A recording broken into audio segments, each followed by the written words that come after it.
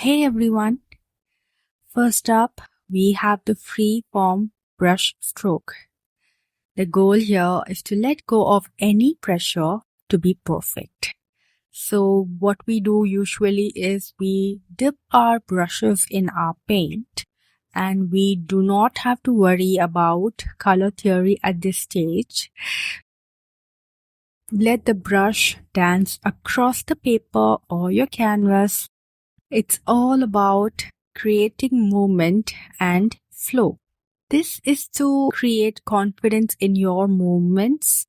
If you feel nervous, that is completely okay. Try listening to music to get into the zone of your painting. The next technique that we are going to see is palette knife textures. This tool is amazing for creating bold, textured strokes that add depth to your piece.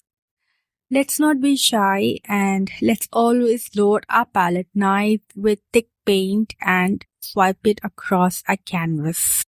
The key here is to experiment.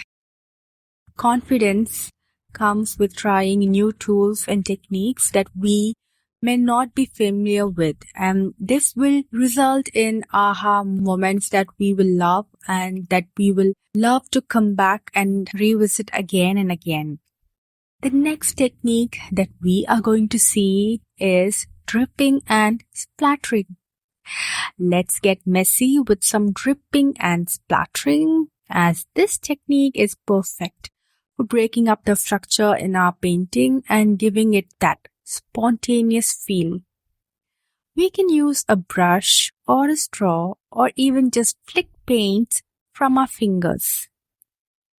It's all about having fun. Here comes an important technique, and this technique is useful for the composition of our painting. Sometimes less is more. Negative space is where we leave the parts of the painting untouched, which means that we don't add textures or we don't have the part of the canvas or paper busy in any way. We just let the background breathe, and this balances out the busy areas. Now here comes the last technique of this video, and that is mark making with unexpected tools. Who says you need to stick to brushes and palette knives all the time? Let's experiment with unexpected tools like sponges, toothbrushes, cardboards, or even the net that I'm having in my hand right now. This can add unique patterns and textures that makes your painting stand out. Sometimes the best confidence boosters come from breaking the rules. So, these are the techniques that I had planned out for this video, and I hope you found these techniques helpful. Do like and subscribe for more content. Thank you so much for watching this video.